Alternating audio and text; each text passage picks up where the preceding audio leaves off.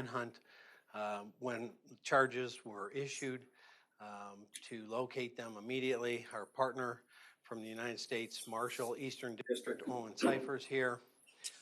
They, along with a lot of partners, quite frankly, immediately went into action in addition to our fugitive apprehension team. Their teams, Detroit Police was amazing, and we can get into that more. Obviously, we had the FBI involved, Michigan State Police. We even had helicopter assistance from the United States Border Patrol. So everybody pitched in. We were confident we'd be able to find them in short order, and because of that teamwork, we did. So we were notified by Detroit. They had received a tip that the vehicle had been seen. We were notified at 23:05, which is 11:05 p.m. Our fugitive folks arrived on scene with Detroit at 23:25, which is 11:25. Just 20 minutes after the call, they arrived downtown Detroit to be with Detroit. Detroit had seen the car, had secured the scene, had established a perimeter, done some great police work. Ultimately, at approximately 1:30 in the morning, the two suspects were taken into custody at 11 Bellevue in Detroit in a commercial vehicle. They were in an art studio within that building that has multiple kinds of partitions, if you will, in that building. They were taken in custody, as I said, at about 1:30 in the morning.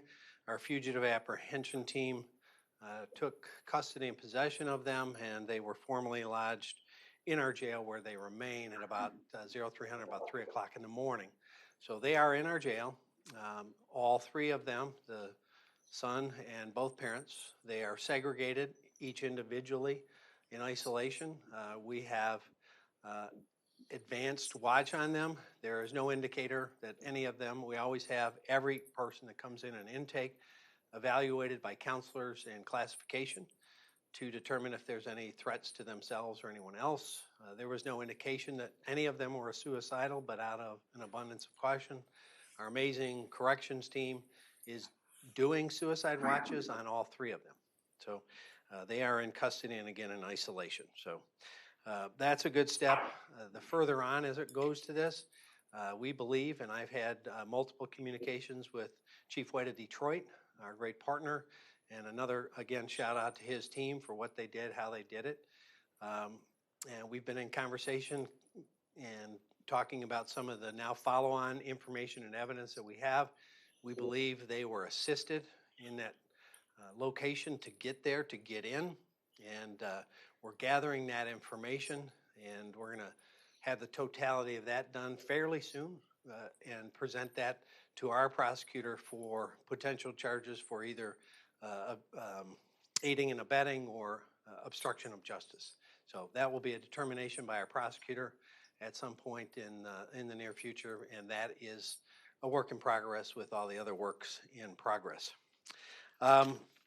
Again, you know, every time I get a chance, I want to throw out there to the public, if they have any information on either of these two or the individual, the shooter, please either contact us at OCSO, Oakland County Sheriff's Office, ocso@oakgov.com, or call us at 248-858-4911. Any information, again, about either the actions in the school, preceding the actions in the school, or the follow-on as it relates to the two parents. And, of course, you can be confidential or pass that on in any way that you see fit. I know Mr. Marshall from the United States Eastern District, you want to mention something there? Yeah. Thank you, Sheriff. Good afternoon. My name is Owen Cypher. I'm the U.S. Marshal for the Eastern District of Michigan. I would just like to say thank you on behalf of the United States Marshal Service to the Sheriff's Office here in Oakland County. Sheriff Bouchard and his team have always been phenomenal. We've always had a terrific partnership with the Detroit Fugitive Apprehension Team and his staff. Our officers responded the moment that we got the tip that the vehicle had been found in Detroit, and we had units out working all day yesterday, and last night they converged on the scene and were able to help the Detroit Police Department take those subjects into custody.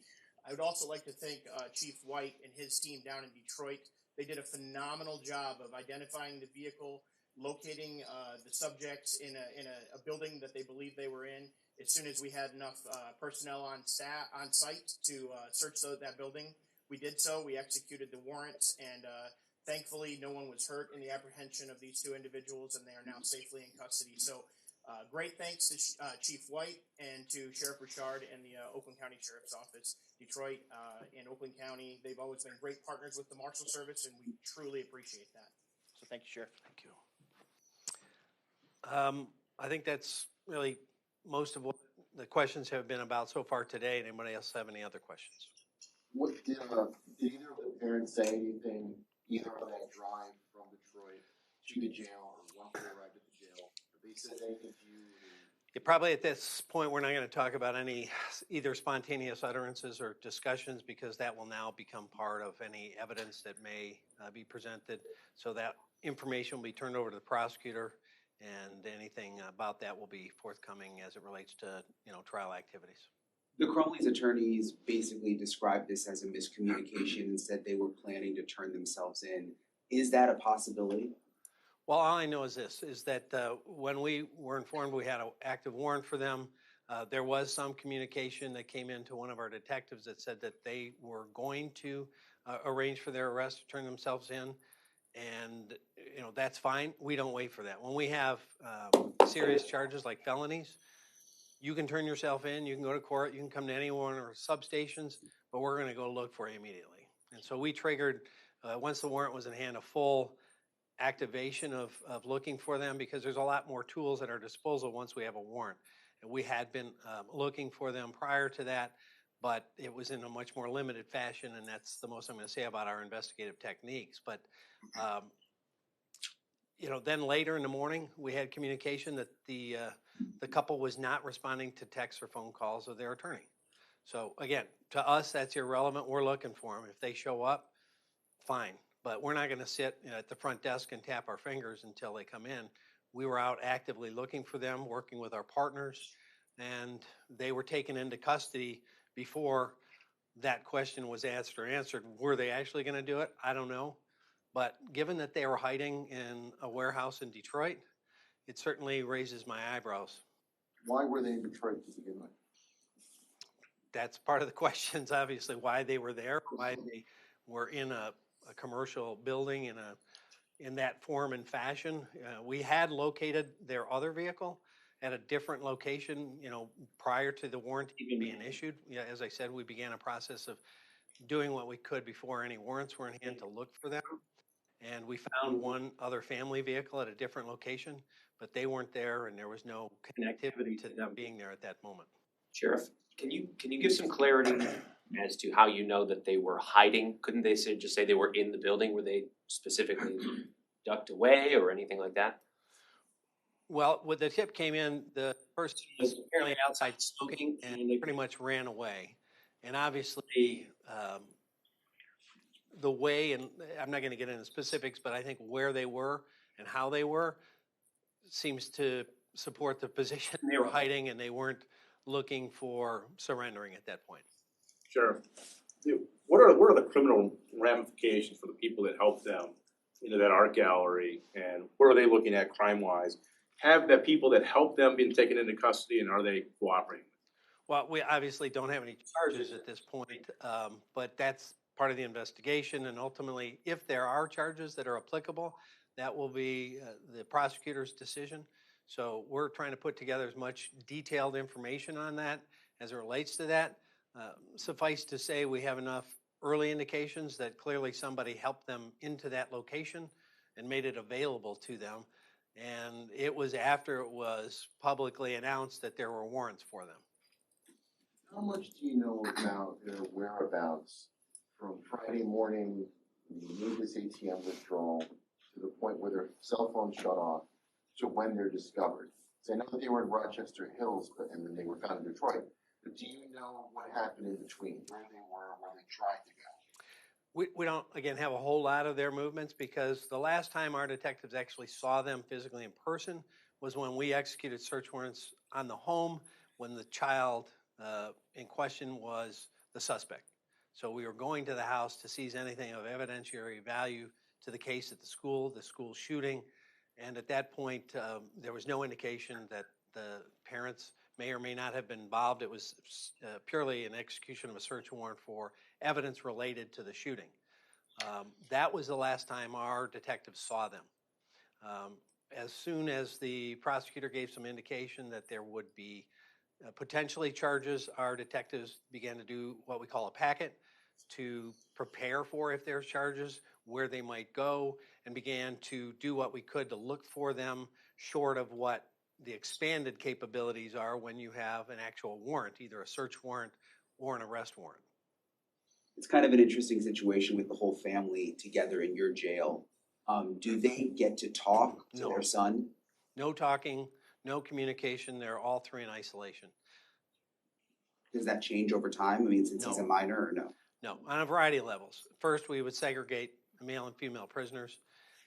And secondly, we would segregate juveniles charged as from adults. So on all three levels, they will never be interacting. Does the person who called 911 get the reward? So my agency did offer a $10,000 reward for the capture of the fugitives. So if that person did come forward, give their name, and we had subsequent information to get back in contact with them, they may be entitled to that reward. That comes through our headquarters office out of Washington, D.C. But ultimately, if the information they provided led to the arrest, which by all indications it did, that person would likely be entitled to a reward. How much can you speak about the buildings where the crime is in right now? I know you mentioned isolation before, but any further details? How often they're meeting with counselors? Check up what their actual cell conditions are like? Anything like that? We're checking on them multiple times an hour. In terms of cell conditions, it's clearly a basic environment for one person to be housed in regular observational capabilities. Regular discussions with our medical staff and our counseling staff to see if we need to do or change anything differently, but constant verification and checks on them on behalf of our deputies. Can you describe his mental state at this point, or if anything you can say? Well, again, we have nothing to lead us to believe that anybody has any mental health challenges so far based on records or information we've uncovered. And again, as they came in through our intake process with our counselors and our classification process, they indicate no interest or desire to hurt themselves. Yes. 2 questions. Are they facing additional charges now because of what happened yesterday? And secondly, Chief White, during the press conference at 3 this morning, said that they were in a state of distress when officers reached them. Can you talk about that at all? In terms of additional charges, again, the form and fashion of where we ended up finding them and how they got there, that totality will be a determination by our prosecutor if there is any applicable extra charges or not. But I think certainly it lends to the original charge that if there's no culpability, why would you go be in a warehouse in Detroit? In terms of their distress, Steve and I talked about that a bit, but I don't want to get too awfully into that. We don't, it could be distress because they're caught or distress at the totality of the situation. Thank you. Sure. Sheriff, some members of your department have expressed some frustration saying the prosecutor didn't let you know ahead of time these charges were coming. Was your department caught off guard by these charges? Well, we had some disconnect with the prosecutor's office and our chief investigators. We've communicated and that's been handled, and we're moving forward to focus on how we together, hand in glove, hold these individuals accountable. Sheriff, did Ethan know that his parents were charged, and what has his reaction or his demeanor been since they've been captured and while they were, I guess, being searched for? What was his demeanor? Yeah. He hasn't said anything to us. Obviously, none of them are really communicating to a great extent with us. So, his demeanor really hadn't changed. He wouldn't have been made aware that we're searching for his parents since he's in isolation, and it's not like we have a TV clicker in his hands. But does he know that his parents are in custody now? I honestly couldn't tell you. My guess is no. It's not something we necessarily would go let him know. Sheriff, since he's under 16, is there some sort of mandatory education program that he'll be attending because of the compulsory education laws in the state? Well, I mean, that's probably not the first thing on our priority list. Our first thing is to make sure he's doesn't hurt himself and that he gets timely court appearances and access to counsel. From that point, other things are secondary. And on top of all of that, we have COVID procedures right now. So, we have a lot more restrictions in terms of who comes in and out of our facility, how our educational programs can and cannot be conducted, to prevent mitigation and spread of the virus within a confined facility. It's not like we can widely social distance within, a jail. So Obviously, a lot of the focus has been on the parents because they were missing or on the run. But will there also be an investigation into the school's actions? I mean, the prosecutor said that they sent Ethan back to the classroom. He had the gun. Could that become part of the criminal investigation? well, everything that happened from preceding to that point to after till we stand here today will be under investigation, and every tidbit that we learned will be handed over to our prosecutor for, again, follow-on charges if applicable. She has said that, there may be other charges, and that will be, again, a charging determination by her as it relates to if any of the additional information we present her with rises to that level. Are any of the school officials under investigation? Well, I wouldn't say a school official is under any investigation specifically. I would say the situation is, and if there's someone in that process, in that timeline, has done something that triggers that criminality, if you will, that's going to be up to the prosecutor. Anybody is going to be completely discussed, investigated, and determined what happened. And where it leads is where the facts take us. In regards to this person in Detroit, is it known yet what their relationship is to the couple, or at least what their relationship is to that building?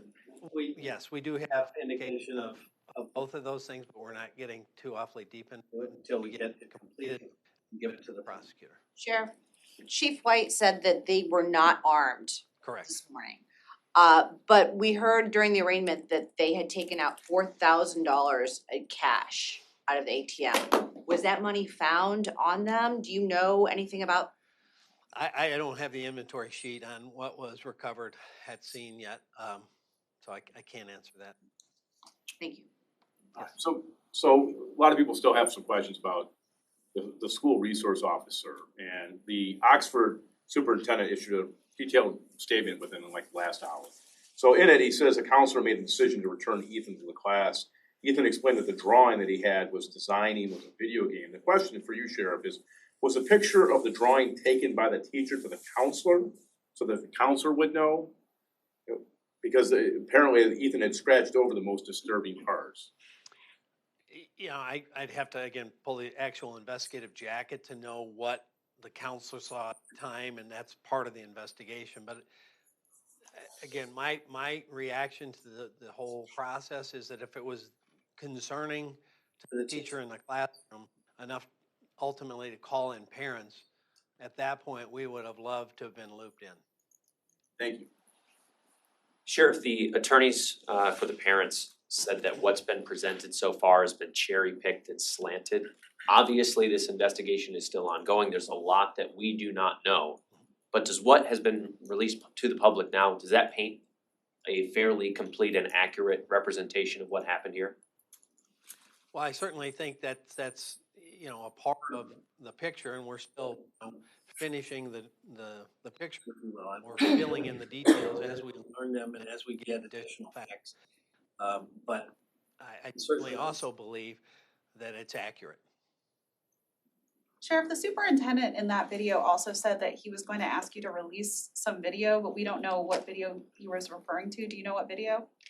Yes and no, it's not going to happen. We have extensive video within the school of exactly what played out and how it played out, and that is evidence and will be given to the prosecutor for the prosecution, and any viewing of that will be dependent on the prosecution as to not obviously prejudice the case or any potential jury pool. Any estimate on how long you will process the crime scene? We're mostly done with the actual crime scene. We were in there till, I think I was there at about 2 in the morning. I think they were done about 3:30-ish. 5:30, or excuse me, I'm losing my time hours because no one's sleeping. About 5:30 in the morning, the day after, most of our forensic examination, our crime scene team was done in there. And they're right now at the Oakland County Jail facility. Correct. And- Right here on this campus. And there's no plan to move them to another location for any other reason. Absolutely not. They're here, quite frankly, for the duration. Really post bond, or at least the parents. If they post bond, yeah, they would be released. Anyone else? Sheriff, for the deputies who responded, how are they doing? You know, what kind of mental health help have they gotten? Thank you. I was actually going to bring that up. You know, I ask our people to do some very dangerous and difficult things. And we talked about our response capabilities and how we've been training for years for active shooters, and that I issue very clear instructions and orders. If I get to an active shooter first, I'm going in. If you get there first, you're going in. We get there together, we're both going in, we're going in. And our job, once we go in, their job was, and they did it, was not just to go in, but to ignore everything else and go to the sound of the gunfire or the chaos, because that's the active threat. Because if they stop anywhere to calm a teacher or a student or to render aid, more people could be killed. That's an incredibly unnatural act, to walk past a child that's in panic and terror and may even be hurt, to ignore that because you hear chaos or gunshots. And that's what they did. And as a result, when he was taken into custody, there were some 18 unexpended rounds. And that's what I keep reminding them, 18. 18. Could have been 18 more kids. That's difficult to take in, so they're struggling in a big way.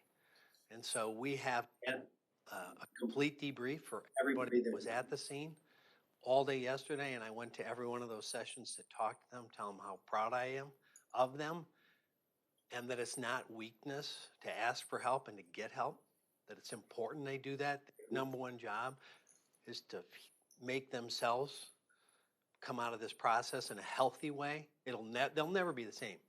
I mean, I was in the scene when there were still children there that were deceased, but those that were going in there when it was happening and they were having to go past them, devastating.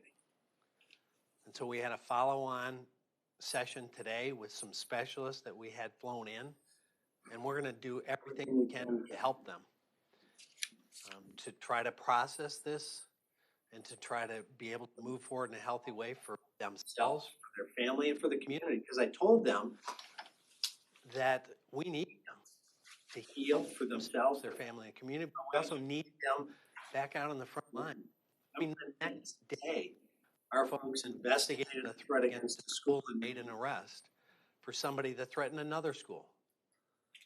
So there's no lack of need for our folks to be able to function well and be able to deal with some of the future threats we're going to face. And sadly, we're going to face more. We're inundated with threats. We have threats against the candle vigil last night. We have threats against memorials. We have threats against individual deputies or law enforcement. It's absolutely absurd that after a tragedy, we see a huge spike in threats, but that's what we're seeing. You brought up the Candlelight Vigil, and that was going to be my next question. You were there. Can you talk about that? Because I interviewed somebody there on the scene that said there had been multiple threats. He was a retired police officer who was just there for his own being. And then, of course, the person who fainted collapsed. Was there any loud noise that prompted more? And can you also talk about the threats? There was some specific but non-credible or non-verified threats that came in about that event in a different venue. So obviously you saw a very heavy presence from our office, from the village PD, from some of our partners that were there in force. Our helicopter was above. We had react teams there. We felt confident we could and did keep it safe, but people are absolutely terrified. Their kids are terrified. And so what happened was somebody fell out. We use that term because lots of times when our honor guard is at certain things, if you're standing in a certain way without shifting your weight, your blood tends not to move and you can pass out, you can faint. So people in one corner, and I was on stage when it began to start screaming. And that panicked part of the crowd because they didn't know what they were screaming about. And that's when I took the microphone and said, calm down, relax. More people are going to get hurt by running. Nothing's going on. Nothing's wrong, because that's how raw they are. And it's terrifying to so many people, and it's really hurtful that more people are making these threats. And I'll put a punctuation on this again. If you make a threat, we're going to investigate it, even if it's not credible, and even if you don't plan to carry it out. And if we find you, and we will find you, we will prosecute you to the fullest extent of the law. And one of the possible penalties is up to 20 years. So it's not funny. It's not a way to get out of school. It's a crime. And you're hurting an already struggling community. People were running towards the media area where we were all staged and in so much panic, and someone looked at me, and I was in our live truck, and they said, someone's been shot. I think that really sums up the fear of what happened last night. Right. I saw people collapsing because they were so upset and they were so raw and just on edge. Right. No question. I mean, obviously, I was there as well, and I was giving out a lot of hugs before and after. And, you know, without almost exception, everybody that came up just was looking for some reassurance. And when we hugged, they were emotional. What do you have to say to the parents, Oxford parents, or parents of the victims, now that all three are in the county jail right now? That the intent is, and the plan is, and the anticipation is that the prosecutor and I are working hand in glove to hold them accountable. Now that, yesterday we heard a lot of details come out about the relationship between the parents and Ethan. And in the same respect, it's been days later since you executed the search warrant on the home. Have you at this point noticed or found any other evidence in the home, anything that would have pointed or indicated to this event happening, any red flags? Well, again, I'm not going to get too awfully specific because we're transitioning to the trial portion. But as we have said, and as the prosecutor said, we have clear evidence that this was premeditated, and he was actually looking forward to it. Sheriff, will you have an increased police presence when the kids are back to school? Absolutely. And I don't know if you were here for the other press conference we had about these unrelated threats, and every police chief pretty much in the county was here. We're all united in doing everything we can to bring some calm, assure parents and students that we're going to be there, we're going to make the school safe, but we've got to get them back to some semblance of normalcy. It's going to be difficult. And the same thing goes for students, teachers, and parents. You're struggling with this, find a path to get help, whether it's a chaplain or whether it's a priest or a rabbi or a counselor, whatever the case may be, find a path to deal with this in a healthy fashion. Do you have any update on the health of the injured? The last update, we'll put it out. The last update, most were improving pretty well. But I'll check to see if there's anything new today. Can you go into any more detail as to the moment when officers encountered the shooter that day? Sure. There were two of our deputies that were moving down that hall together, seeking out the threat.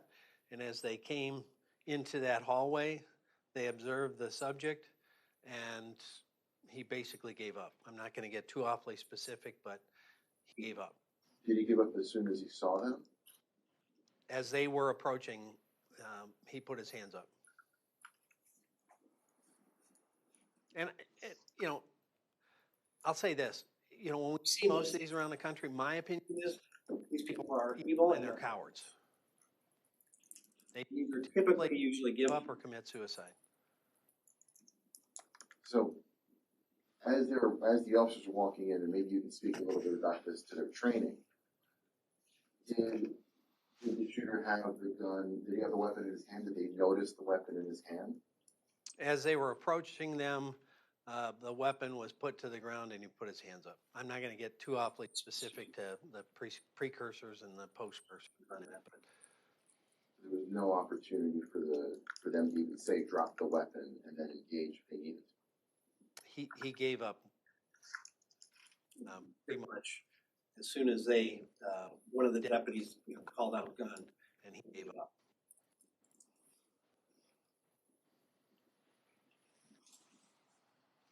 Thank you. Thank you. Thank you.